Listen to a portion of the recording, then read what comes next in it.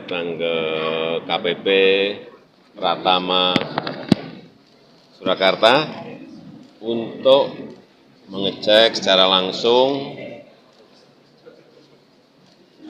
penyampaian SPT tahun 2023 ini. Saya kaget kok yang antri masih banyak. Padahal kita kan bisa e-filing dari rumah, online dari rumah. Ternyata memang WP wajib pajak ingin memastikan bahwa yang diisi itu betul. Kadang-kadang kurang yakin, sudah bawa ke sini, tanyakan, benar, baru dibayar.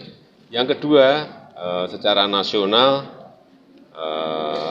alhamdulillah, kalau dibandingkan tahun yang lalu, pada tanggal yang sama, dulu 5,4 juta yang menyampaikan SPT pada hari yang sama, bulan yang sama.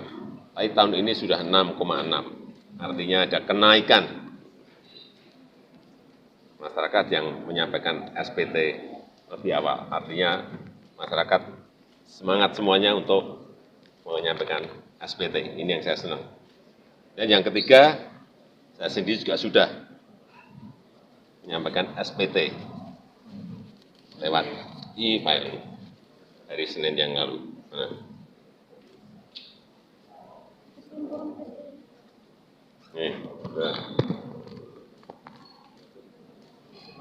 Bentar Pak. Ini Pak.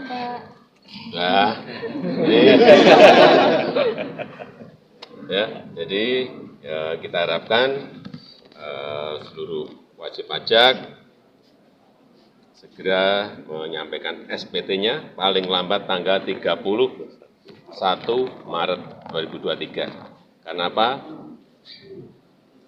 Penerimaan negara dari pajak kita harapkan bisa nanti kita pakai untuk subsidi BBM, subsidi listrik, subsidi pupuk, untuk dana desa, untuk bantuan sosial, untuk membangun jalan, untuk membangun pelabuhan, untuk memperbaiki jalan.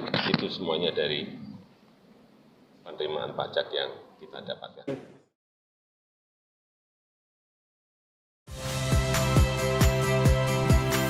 Saya Teva Solesa.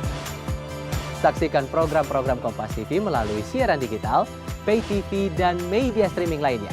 Kompas TV, independen, terpercaya.